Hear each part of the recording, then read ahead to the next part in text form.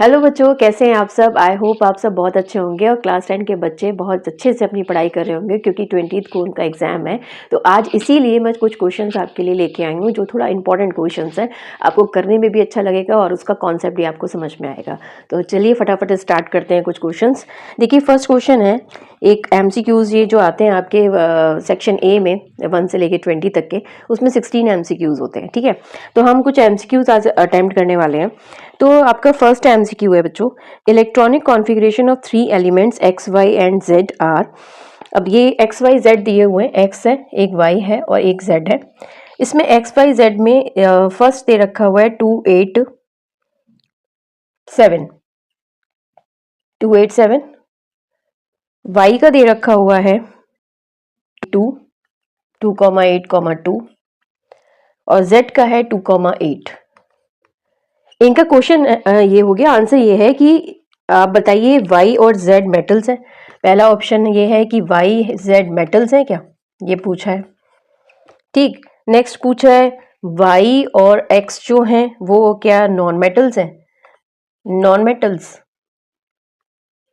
ठीक, एक्स जो है वो नॉन मेटल है और वाई जो है वो मेटल है। और लास्ट पूछा है वाई जो है वो नॉन मेटल है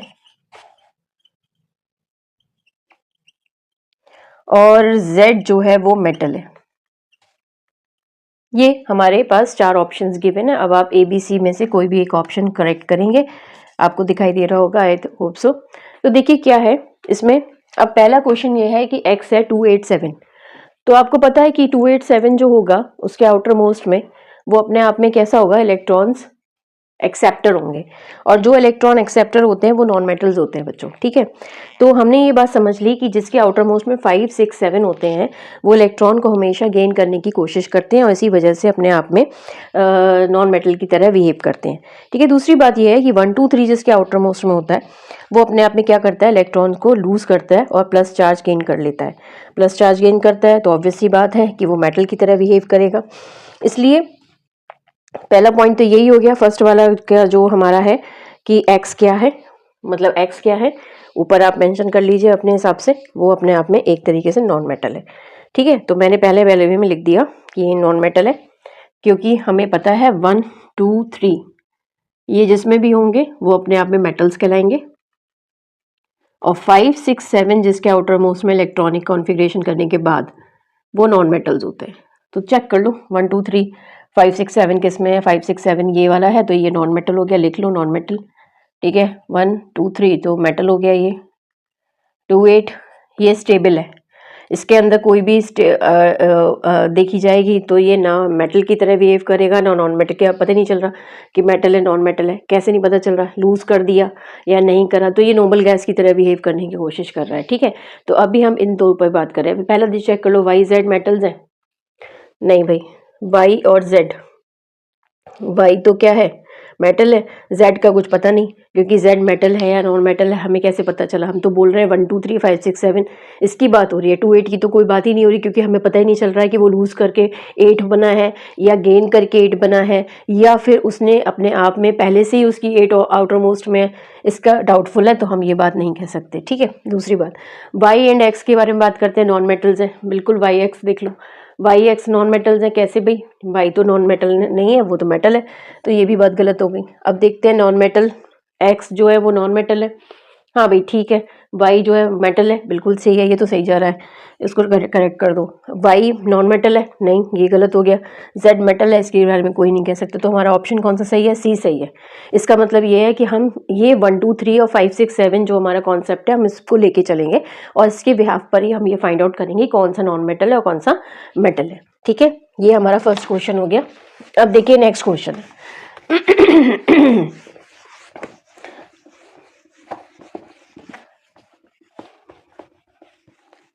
नेक्स्ट क्वेश्चन क्या है, नेक्स्ट क्वेश्चन एक ये लेके चलते हैं, थोड़ा मैं इससे रब कर देती हूँ, इससे क्लियर हो जाएगा।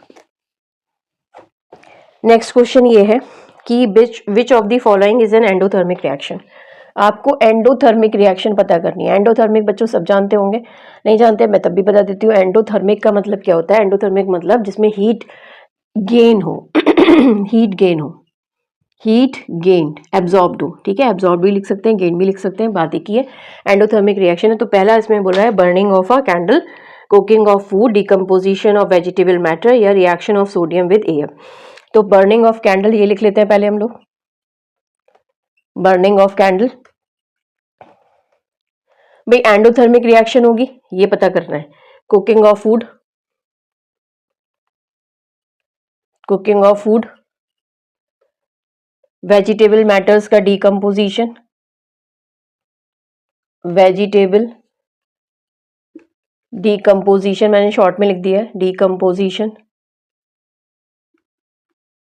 ठीक, और reaction of sodium with air, reaction of sodium with oxygen, ठीक है, एयर मतलब ऑक्सीजन। अब देखिए burning of candle, candle burn कर रही है, ठीक है, तो इसका मतलब लाइट को इवॉल्व कर रही है, एक्सोथर्मिक प्रोसेस है, हीट इवॉल्व हो रही होगी वहां पे, बिल्कुल सही बात है, क्योंकि कैंडल ऑलरेडी पहले से जल रही है, ठीक है। Cooking of food cooking of food जब आप कर रहे हैं, कुकिंग करा रहे हैं फूड की, तो आप हीट दे रहे होंगे ना उसे, तभी तो फूड कुक हो रहा होगा, तो इसलिए ये प्रोसेस जो है कुकिंग ऑफ फूड में ये एंडोथर्मिक में जा सकता है। अभी बाकी देखते हैं तब इस पर करेक्ट करेंगे, अदरवाइज बर्निंग ऑफ कैंडल एक एंडोथर्मिक प्रोसेस नहीं है। वेजिटेबल डिकम्पोजिशन, वेजिटेबल डिकम्पोजिशन भी कोई अगर ब्रेक डाउन करने के लिए दी जाए तो क्या कट करते हैं, जब डिकम्पोज करते हैं वेजिटेबल को, तो क्या हम उसमें एनर्जी प्रोवाइड कराते हैं? नहीं कराते हैं, वो हम फोर्स अप्लाई करा रहे हैं, एनर्जी करा रहे हैं, वो बात अलग है, लेकिन हीट की कॉन्सेप्ट में बात यहाँ पे नहीं आ रही है, ठीक है। तो ये वेजिटेबल डिकम्पोजिशन ये गलत हो जाएगा। Reaction of sodium with oxygen, ये तो बहुत ही एक्सोथर्मिक रिएक्शन होती है, सोडियम को एयर के कांटेक्ट में आप रख ही नहीं सकते, इसलिए कैरोसिन ऑयल में इसको प्रोटेक्ट करके रखा जाता है। तो ये बात reaction of sodium with oxygen में, ये तो टोटली भैया एक्सोथर्मिक रिएक्शन होगी, ये तो हो ही नहीं सकता। तो इसमें सही कौन सा दिख रहा है हमको? कुकिंग ऑफ फूड दिख रहा है, क्योंकि जब हम फूड को कुक कराएंगे तो स्टोव पे रखेंगे, गैस पे रखेंगे, तो हम क्या करेंगे उसमें एंडोथर्मिक प्रोसेस देंगे, डेट मीन्स कि हीट जो है वो प्रोवाइड कराई जाएगी। तो कुकिंग ऑफ फूड इसका करेक्ट आंसर होगा, ठीक है। इन चारों में से देखना पड़ता है, चारों में से कौन सा सही ऑप्शन जा रहा है, ये सब आपको चेक करना पड़ेगा, तभी आपको क्लियर हो पाएगा। बाकी एक पे टिक करके मत सोच लीजिए, बाकी को भी पढ़िए, क्योंकि उसी से आपको पता चलेगा कि उससे बेस्ट कौन हो सकता है, ठीक है। नेक्स्ट क्या है, नेक्स्ट देखते हैं क्वेश्चन। इन्होंने कहा है 50 gram of lead powder PB जो है वो रिएक्ट करता है 300 ml ऑफ ब्लू कॉपर सल्फेट सॉल्यूशन से, CuSO4 से, CuSO4 से वो रिएक्ट करता है, ठीक है। After a few hours the solution become colourless, this is an example of. कुछ घंटे के बाद क्या होता है कि ये रिएक्शन जो है कलरलेस हो जाती है। तो कलरलेस हो जाती है तो क्यों हो जाती है ये हमें समझना है। अब देखिए क्या होता है कि जब रिएक्शन लेड पाउडर के साथ ऐड कराना है 300 ml ऑफ ब्लू कॉपर सल्फेट सॉल्यूशन, तो कुछ घंटे के बाद solution become colourless, this is an example of. पहले दिया हुआ है इन्होंने कॉम्बिनेशन रिएक्शन है, पहले बताया गया है, फिर ये कहा गया है कि डिकम्पोजिशन है, रिएक्शन पे आ गई बात, है ना। टाइप्स ऑफ रिएक्शंस है ना, chemical reactions, decomposition, combination, displacement, double displacement, oxidation reduction reaction, उसमें से ही कॉन्सेप्ट आ गया। डिस्प्लेसमेंट रिएक्शन, डिस्प्लेसमेंट रिएक्शन है, और लास्ट हमारी उसमें पूछी गई है डबल डिस्प्लेसमेंट। डबल डिस्प्लेसमेंट तो है ही नहीं बच्चों, क्योंकि यहाँ पर अगर ये होता कुछ का कोई और कंपाउंड होता है इसका, ठीक है, PbNO3 का होल ट्वाइस होता या कुछ और होता, तो ये इसको डिस्प्लेस करता है, इसको डिस्प्लेस करता है, तब कहते हैं डबल डिस्प्लेसमेंट, ठीक है।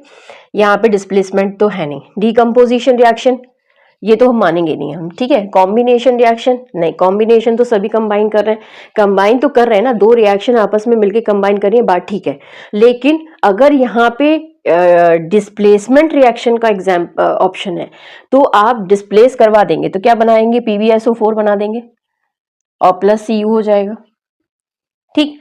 तो कहने का सेंस है, क्योंकि भाई कॉपर जो है वो नीचे आता है Pb से, डिस्प्लेसमेंट रिएक्शन जो आपकी रिएक्टिविटी सीरीज है उसमें आप चेक करिए, लेड जो है वो टॉप पर बैठा हुआ है कॉपर से, इसलिए उसको डिस्प्लेस कर देगा। तो इसमें डिस्प्लेसमेंट रिएक्शन जो है वो इसका बेस्ट आंसर माना जाएगा, इसलिए हम डिस्प्लेसमेंट रिएक्शन को यहाँ पे कंसीडर करेंगे। कॉम्बिनेशन रिएक्शन मान रहे हैं, कॉम्बिनेशन है, ठीक है, कंबाइन करेगा, लेकिन उसमें एक कंपाउंड नहीं होना चाहिए। दोनों कंपाउंड एक जैसे हों, जैसे कि Mg+O2 तो क्या हो गया, Mg हो गया, कार्बन+O2 तो कार्बन डाइऑक्साइड हो गया, इस टाइप की रिएक्शंस कॉम्बिनेशन में जाएंगे। लेकिन अगर कोई किसी को डिस्प्लेस कर रहा है, बेस्ट कौन सा दिख रहा है, तो डिस्प्लेसमेंट रिएक्शन यहाँ पे होगा। अगर ये डिस्प्लेसमेंट नहीं होता तो यहाँ पे कॉम्बिनेशन हो जाता, तो हम मान लेते, लेकिन अभी डिस्प्लेसमेंट है क्योंकि, तो हम इसके लिए बेस्ट ऑप्शन यही मानेंगे। तो हमारे लिए डिस्प्लेसमेंट रिएक्शन इसका आंसर होगा। ठीक है, नेक्स्ट देखते हैं बच्चों क्या है टॉपिक। नेक्स्ट देखिए क्या है, एमसीक्यूज जो है वो थोड़े से ऐसे होते हैं कि आपको उसमें से देखना पड़ता है कि कौन सा सही आंसर जा रहा है, और आपको रिएक्टिविटी सीरीज भी इसमें याद होनी चाहिए, कौन सी है रिएक्टिविटी सीरीज, कौन सा बैठा हुआ है किसके ऊपर, जिससे वो उसके ऊपर उसको डिस्प्लेस करवाने की एबिलिटी रखता है। ठीक है, नेक्स्ट क्या है, नेक्स्ट आपको मैं बताती हूँ।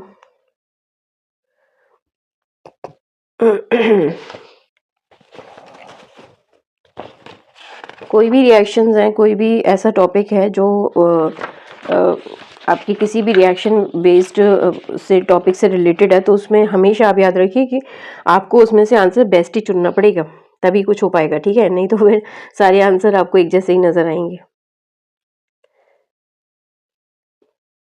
ठीक, तो एक असर्शन एंड रीजनिंग वाला क्वेश्चन है। इन्होंने कहा है, on adding dilute HCl to a test tube containing a substance X, a colourless gas is produced which gives a popping sound when a burning match stick is brought near it. ठीक है, in this reaction, इसका reason दिया हुआ है, in this reaction metal X is displaced by hydrogen. ठीक, ठीक है, अब आपने क्या करा, देखिए मैं एग्जांपल लेके चलती हूँ। ये असर्शन एंड रीजनिंग का टॉपिक आ गया। असर्शन एंड रीजनिंग में आप ये मान के चलो कि असर्शन जो है वो क्या बता रहा है, और रीजनिंग उसके क्वेश्चन की रीजनिंग उसमें क्या दी गई है। हो सकता है वो सही हो, दो चीजें हो सकती है, तो सही होगा या गलत होगा, या असर्शन भी गलत होगा और रीजनिंग भी गलत होगी। कैसे होगी अभी हम लोग देखते हैं।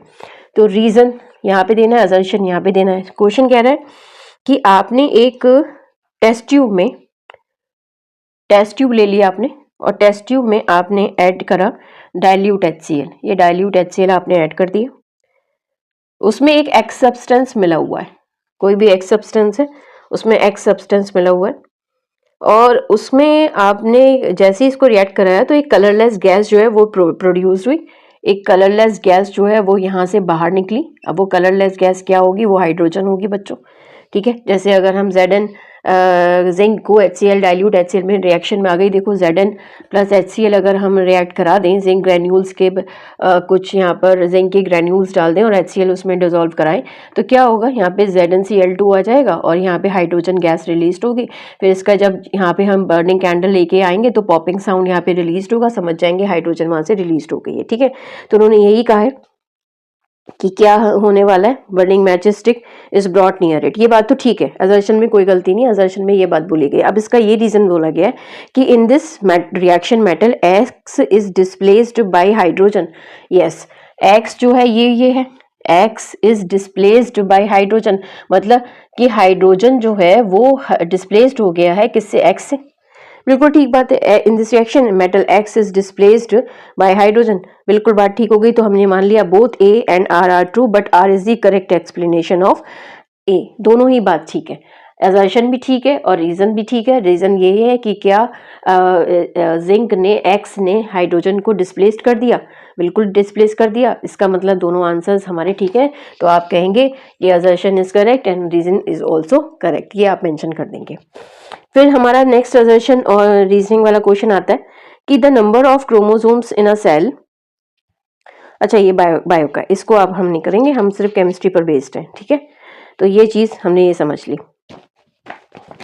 ठीक, ये क्वेश्चन हमारे असर्शन एंड रीजनिंग्स के हो गए बच्चों। नेक्स्ट क्या है, नेक्स्ट देखिए सेक्शन बी आ जाता है। सेक्शन बी में एक क्वेश्चन आ रहा है कि identify the type of which of the following reactions stating the reason for your answers. तो पहला हमारा क्वेश्चन ये बनता है, ये अब सेकंड पार्ट आ गया इसका। अब देखिए क्या है, एक रिएक्शन है Fe2O3 plus 2Al gives out Al2O3 plus 2Fe और प्लस हीट, यहाँ पे हीट का साइन मेंशन कर दिया। इन्होंने बोला है कि identify the type of reactions, chemical reactions जो ये हो रही हैं वो कैसी हैं, तो आपको ये बताना है। अब आप देखिए हीट का अगर साइन आया हुआ है तो ऑब्वियसली बात है हीट रिलीज हो रही है, तो ये प्रोसेस कैसा हो गया, एक्सोथर्मिक हो गया या नहीं हो गया? बिल्कुल ठीक बात है, ये एक्सोथर्मिक प्रोसेस होगा, क्योंकि हमें पता है कि जब हीट इवॉल्व होती है तो उस प्रोसेस को हम लोग क्या बोल देते हैं, एक्सोथर्मिक बोलते हैं। एंडोथर्मिक का मतलब क्या होता है, अगर हीट यहाँ पे हो रही होती रिएक्टेंट साइड में तो हम उसको एंडोथर्मिक बोलते हैं। तो अभी हीट रिलीज हो रही है क्योंकि, तो इसका एक्सोथर्मिक हो गया। दूसरी बात देखिए, एल्यूमिनियम ने आयरन को डिस्प्लेस करा है, तो क्या ये डिस्प्लेसमेंट की बात नहीं कर रहा? बिल्कुल कर रहा है। तो आपको लिखने में कुछ नहीं जाता, ठीक है। तो आप डिस्प्लेसमेंट रिएक्शन भी मेंशन कर दीजिए, क्योंकि जितनी भी आपको रिएक्शन लर्न है, एक तो प्रोसेस हो गया एक्सोथर्मिक, क्लियर दिखाई दे रहा है। अब कौन सी टाइप की रिएक्शन आ गई, वो आ गई डिस्प्लेसमेंट रिएक्शन। तो आप ये कहेंगे कि भाई एल्यूमिनियम आयरन को डिस्प्लेस कर देगा, बिल्कुल कर देगा, तो रिएक्शन हो जाएगी डिस्प्लेसमेंट रिएक्शन। ये इसका फर्स्ट पार्ट हो गया। दूसरा हम क्या बोल रहे हैं, हम दूसरा एक एग्जाम्पल ले रहे हैं, PbNO3 का होल ट्वाइस, ठीक है, प्लस 2Ki, ये भी एक रिएक्शन है, हमने पढ़ी है, एनसीईआरटी के बेस्ड क्वेश्चन है सारे।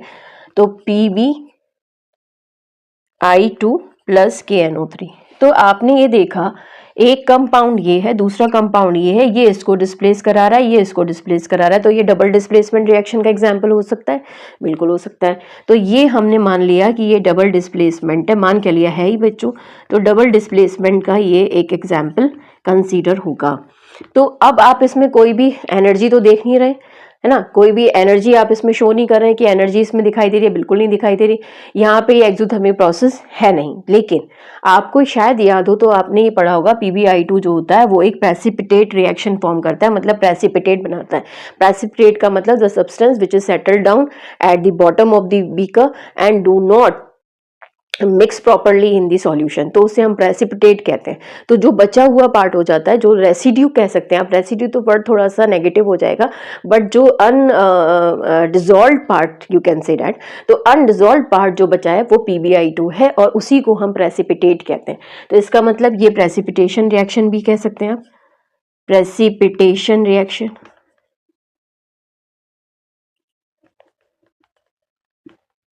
ठीक है, प्रेसिपिटेट, थोड़ी स्पेलिंग गलत हो गई, प्रेसिपिटेट रिएक्शन या प्रेसिपिटेशन रिएक्शन का नाम भी दे सकते हैं। तो ये रिएक्शन हमने दोनों आइडेंटिफाई कर ली कि कौन सी रिएक्शन क्या है और हमें कैसे उसे एक्सप्लेन करना है, ठीक है। नेक्स्ट बात करते हैं, चलिए नेक्स्ट टॉपिक की। ये हमारा बी सेक्शन बी का पार्ट चल रहा है। अब देखिए नेक्स्ट क्वेश्चन क्या है।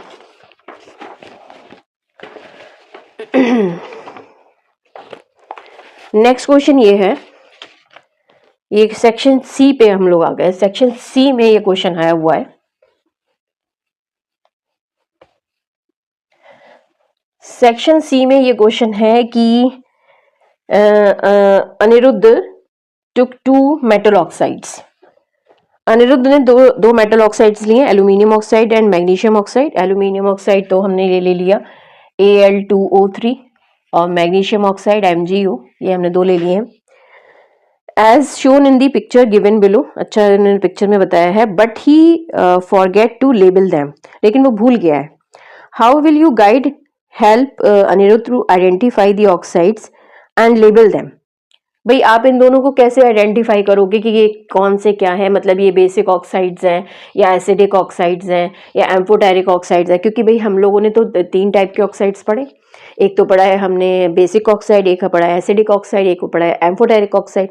तो आप जब इसको चेक करते हैं MgO को, तो आपको याद रखना है मेटल ऑक्साइड जितने भी होते हैं वो बेसिक ऑक्साइड्स होते हैं, नॉन मेटल ऑक्साइड जितने भी होते हैं वो कैसे होते हैं, आपके एसिडिक ऑक्साइड होते हैं। तो Mg क्या है 12, तो 282 आ गया, आउटर मोस्ट में 2 आ गया, इसका मतलब मेटल है, मेटल है, तो भाई वो ऑक्साइड जब रिएक्ट करता है तो क्या बनाता है, वो बेसिक ऑक्साइड होता है। तो हमने ये लेबल दे दिया कि पहली बात तो ये बेसिक ऑक्साइड है।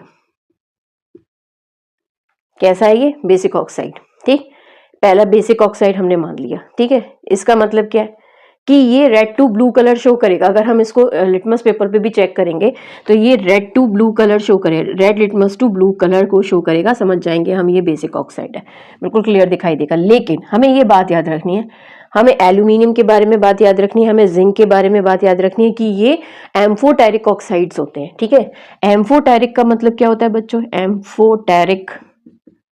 एम्फोटेरिक ऑक्साइड्स का मतलब क्या होता है बच्चों? एम्फोटेरिक का मतलब होता है which show both the properties of acid and a base, show both the properties of acid and base, मतलब दोनों की प्रॉपर्टीज वो दिखाएं। अगर मैं Al2O3 को मैं HCl में डाल रही हूँ, ठीक है, रिएक्शन करवा रही हूँ, और Al2O3 को अगर मैं NaOH में डाल रही हूँ, तो ये उसी के अकॉर्डिंगली अपनी नेचर बदल देगा, मतलब जैसे देश वैसा भेष। ठीक है, HCl एसिड है तो ये बेस बन जाएगा, ये बेस है तो ये एसिड बन जाएगा, मतलब ये अपने आप को उसी तरीके से ढालेगा जिस टाइप का इसका क्या होगा, इसका सॉल्वेंट होगा जिसमें डिसॉल्व हो रहा है, तो इसलिए ये एम्फोटेरिक होता है। तो हमने लेबल कर दिया कि भाई एम्फोटेरिक ऑक्साइड ये होगा और बेसिक ऑक्साइड होगा। बेसिक ऑक्साइड का हमें मतलब समझ में आ गया। याद रखिए 1 2 3 जिसके आउटर मोस्ट में वो मेटल है, और जब भी मेटल किसी ऑक्सीजन के साथ रिएक्ट करते हैं तो वो बेसिक ऑक्साइड बनाते हैं, और जब भी कभी कोई नॉन मेटल जो है जिसके आउटर मोस्ट में 5 6 7 है, वो जब भी ऑक्सीजन के साथ रिएक्ट करेगा वो क्या बनाएगा, आपका एसिडिक ऑक्साइड। ठीक है, लेकिन एल्यूमिनियम और जिंक इस कैटेगरी में रखे गए हैं जहां पे वो एम्फोटेरिक नेचर को शो करेगा। इसका मतलब वो एसिडिक प्रॉपर्टी को भी शो कर सकता है और वो बेसिक प्रॉपर्टी को भी शो कर सकता है, डिपेंड करता है कि वो सॉल्वेंट कैसा है। तो ये इस आंसर मतलब क्वेश्चन का आंसर हो गया। ठीक, क्लियर हो गई होगी बात ये। तो इस टाइप से आप इस क्वेश्चन को मेंशन करेंगे। दूसरी बात, दूसरा क्वेश्चन लेते हैं।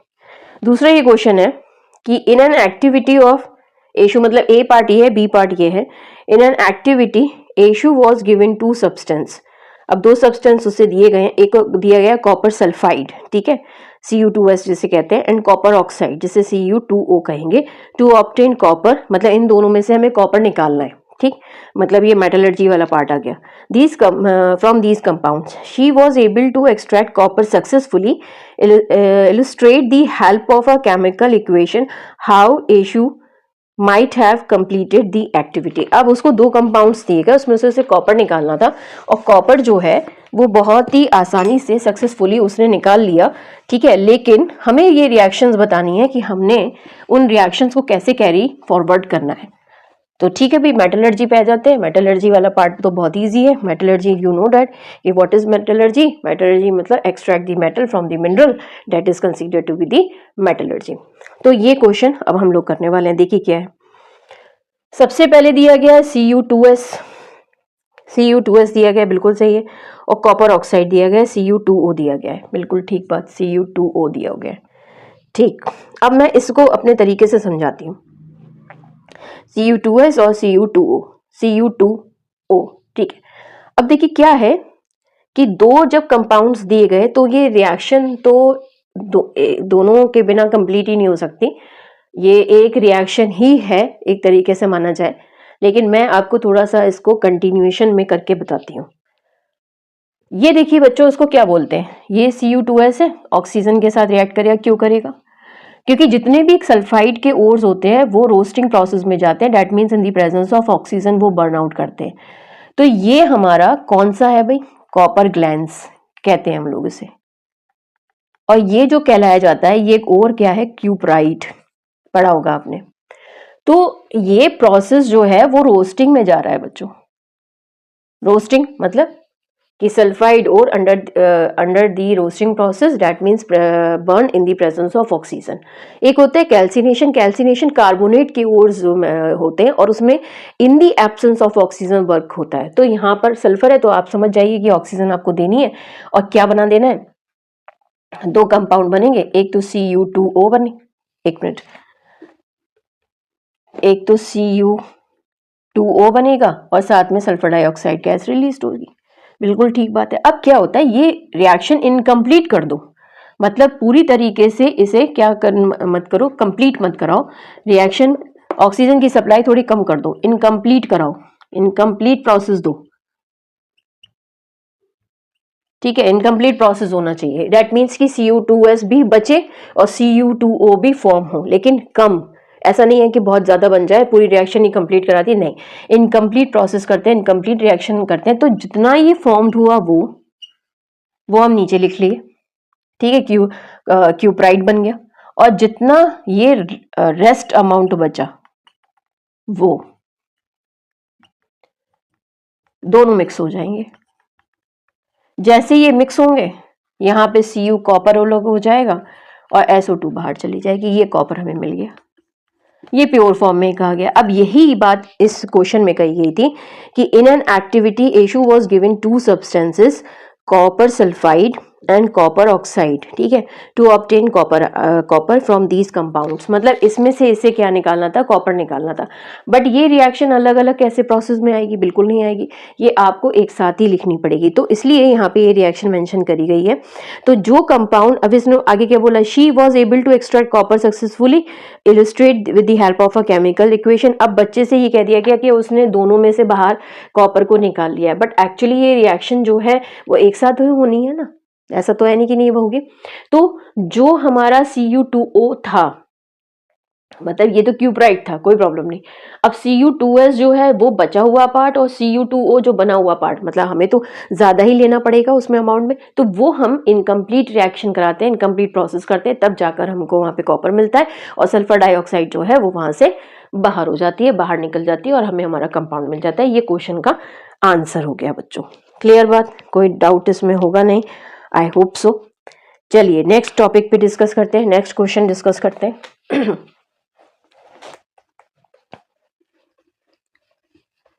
नेक्स्ट क्वेश्चन है ये,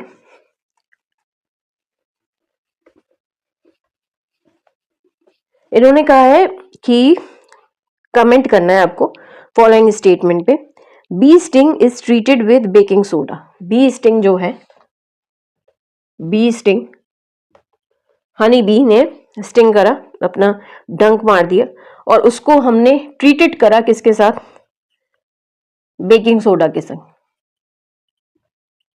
बेकिंग सोडा बेस होता है, paste. Whereas wasp sting, जब वेस्प की बारी आई, बर्रैया की बारी आई, पीली वाली जो होती है,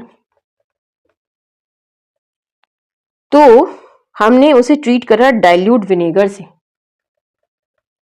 जो कि एक एसिड है, माइल्ड एसिड ही है, चाहे है तो एसिड ना। तो बेकिंग सोडा बेस हो गया।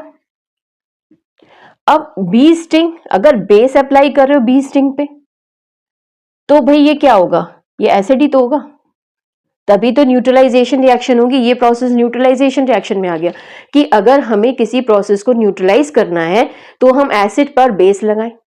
तो जब हमने बेस लगाया तो वो सब्सटेंस एसिड ही तो होगा, तभी तो वो न्यूट्रलाइजेशन में रिएक्शन में जाएगा, अदरवाइज वो न्यूट्रलाइजेशन रिएक्शन कैसे होगी।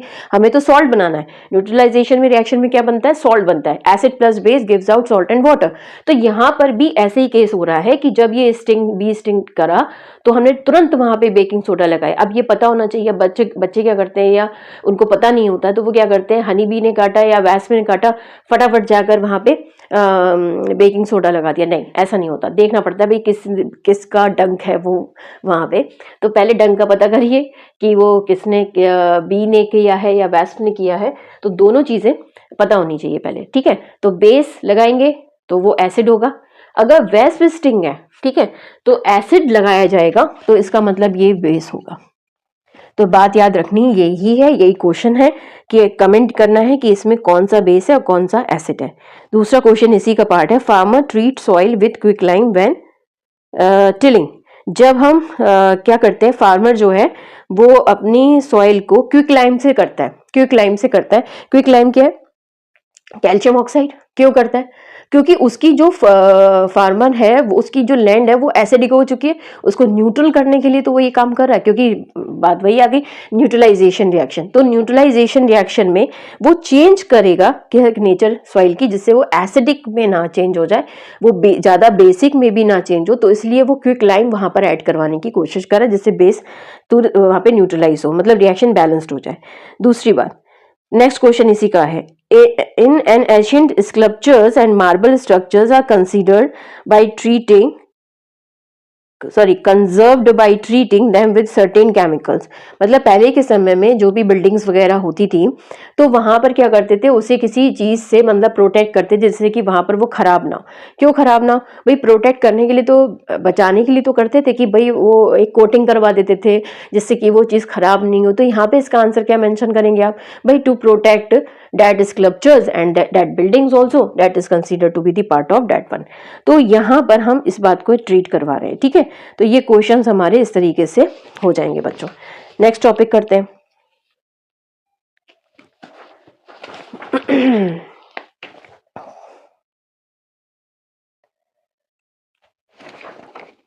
क्वेश्चन तो फिनिश हो गए इसके। तो यही चीज है, इसमें आप ये प्रैक्टिस करिएगा, प्रॉब्लम्स आए तो बताइएगा, ठीक है। फिर नेक्स्ट टॉपिक डिस्कस करते हैं, और ध्यान से पढ़िएगा। Have a good day and work hard. Bye bye.